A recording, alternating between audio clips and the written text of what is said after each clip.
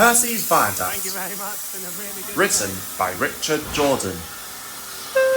Percy was cross. First Henry finds an old line, then Toby, and then Oliver. Why can't I ever go on exciting adventures? Because your silly little tank engine who talks too much, said Gordon. Adventures are for important engines. I am important, Percy said. You think you're so high and mighty because you crashed through a station wall and had the hole named after you. At least I have something with my name on it, Gordon retorted. Percy snorted and puffed angrily away. Gordon's just being obtuse, Percy said to himself as he made his way to the junction. I should be able to go on an adventure too. When Percy arrived at the junction, he saw the station master speaking with a man that Percy had never seen before. That's the new signalman, said Percy's driver. He sent 3 engines down the wrong lines this week.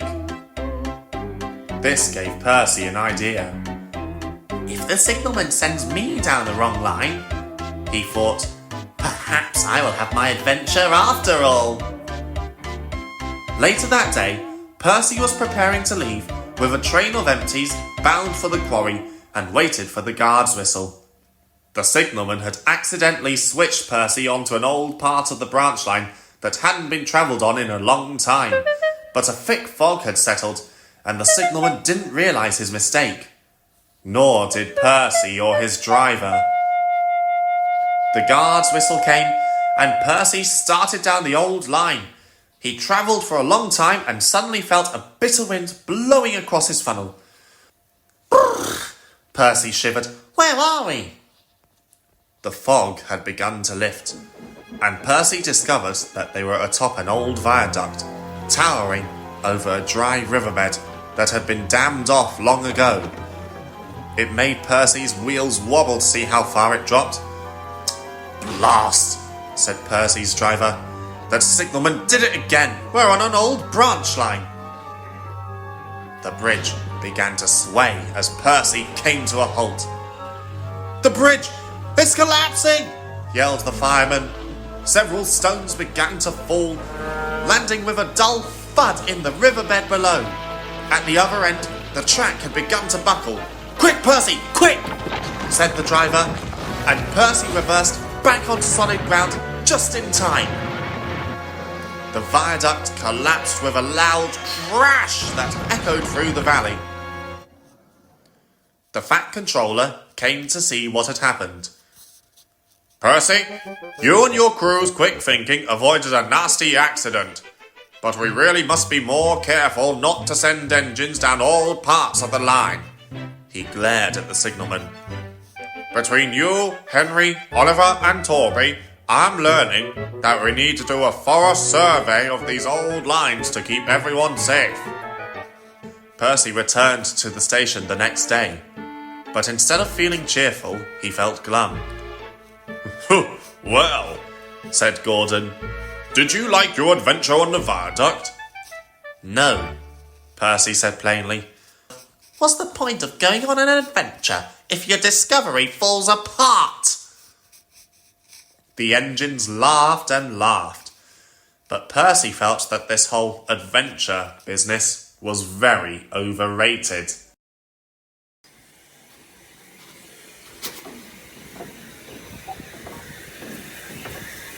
Percy Runs Away. Written by the Reverend Wilbert Audrey. Read and adapted for audio by TARDIS9.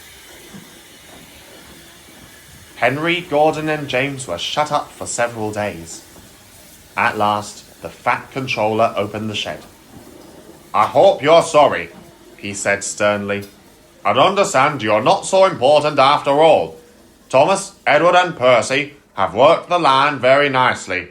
They need a change. And I'll let you out if you promise to be good.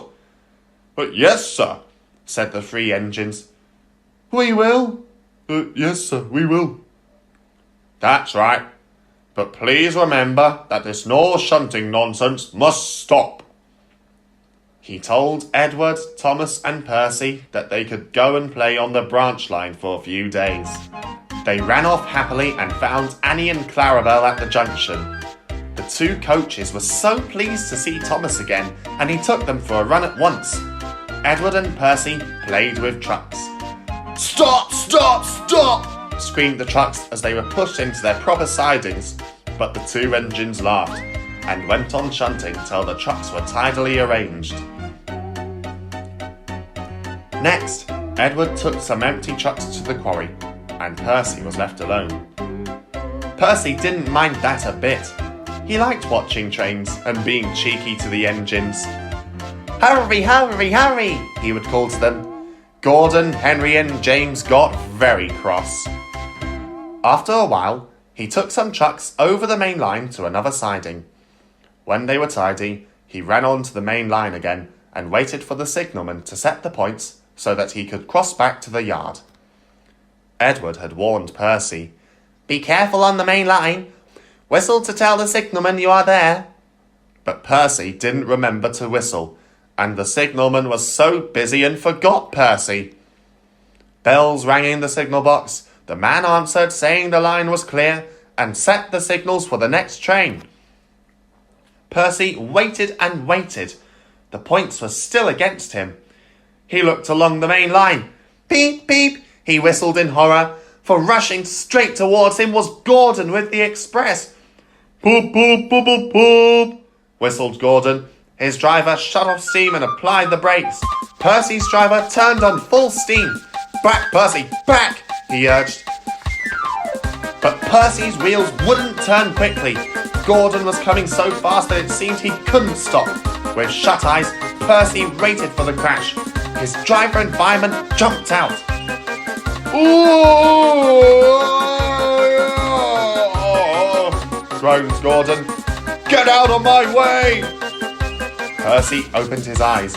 Gordon had stopped with Percy's buffers a few inches from his own, but Percy had begun to move. "I won't stay here, I'll run away," he puffed. He was soon clear of the station and running as fast as he could. He went through Edward's station whistling loudly and was so frightened that he ran right up Gordon's hill without stopping. He was tired then and wanted to stop, but he couldn't. He had no driver to shut off steam and to apply the brakes. "Oh, I shall have to run till my wheels wear out," he thought sadly. Oh dear, I want to stop, I want to stop," he puffed in a tired sort of way. He passed another signal box. "I know just what you want, little Percy," called the man kindly. He set the points, and Percy puffed wearily onto a nice empty siding, ending in a big bank of earth. Percy was too tired now to care where he went. "I want to stop, I want to stop, I have stopped," he puffed thankfully as his bunker buried itself in the bank. "You never mind, Percy," said the workmen as they dug him out. "You shall have a drink and some coal, and then you'll feel better." Presently, Gordon arrived. "Well done, Percy. You started so quickly that you stopped a nasty accident." "I'm sorry I was cheeky," said Percy. "You were clever to stop." Percy now works in the yard and finds coaches for the trains. He is still cheeky because he is that sort of engine, but he is always most careful when he goes on the main line.